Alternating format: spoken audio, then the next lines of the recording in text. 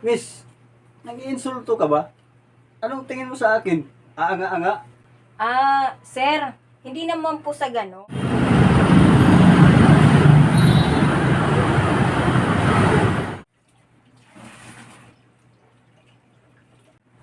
Magandang araw po, sir. Siya nga pala, isa ako sa mga sales lady dito. Sir, for security lang po ninyo. Kasi po, hindi po gumagana yung CCTV namin ngayon. Advice ko lang po, pakiingatan po yung mga importanteng gamit nyo po. Miss, nag-iinsulto ka ba? Anong tingin mo sa akin? Aanga-anga? Sir, hindi naman po sa ganon. Nagpapaalala lang po naman. Itong lugar kasi na ito, kilala kasi ito dito na maraming mandurukot at mga nandumudos. Kaya bilang paalala lang po, Alam mo, miss, sa sunod, piliin mo yung taong pagsabihan mo ng ganyan. Ha? Kasi nagkakabawas ng pagkatao ko yan. Para sa kaalaman mo, miss, batang syudad na ako. Kasi matagal na ako dito. Kahit minsan, miss, hindi pa ako naloko dito sa syudad. sinsya na kayo sir. Akala ko kasi baguhan lang kayo dito sa syudad. Kaya po ako nagpaalala po uli sa inyo na marami dito sa Lisigang. At hindi lang yun, mandurukot at manluloko. Pasensya na ulit at hindi na rin po mauulit.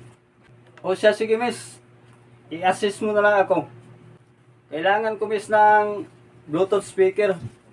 Ito na lang nasa harapan ko. Gusto ko to eh. Pwede bang i-demo mo sa akin? Okay sir. Ito pala yung top seller namin na Bluetooth speaker. Bali 5 oras ang capacity ng battery niya bago malubat. Tamang-tama sir. Tamang-tama sir ito. Kasi may kasama na itong mic. Tsaka madali po itong bitbitin kasi may hawakan na siya. At nagkakahalaga lang po ito ng 5,500. Aba, ito na nga yung hinahanap ko. Sige, bibilhin ko na yan. Sige sir, check ko lang po sa stock room namin kung meron pa. Sige, miss. Pakibilisan lang ha. Sir, kunin ko lang po yung bayad nyo, 5,500. Saglit lang. 5,500. Ito. 6,000 yan. Bali, sa cashier ko na lang kunin yung sukli ha. Sige sir, kunin nyo na lang po sa cashier yung sukle. Sige. Naku sir, sorry po, wala na po kaming stock niyan eh. Kainis naman. Dapat sinicheck nyo lagi yung inventaryo nyo. Paano yan, miss? Sir, kung okay lang po sa inyo, itong display unit na lang po. Sige na nga. Nakakainis naman kayo. Kunin ko na nga ito. Saglit lang po sir, hindi pa kayo nagbabayad. Miss, anong hindi pa nagbayad?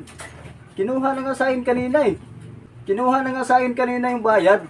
6,000 yung binigay ko nun sa lalaki. Sir, hindi po kami authorized na kumuha ng bayad. Sa customer, maliban na lang po sa cashier.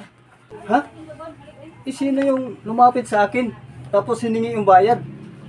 Sir, malamang po na biktima kayo ng salisigang. Yun na nga po yung sinasabi ko sa inyo kanina. Na mag-ingat po kayo at maraming manluloko dito.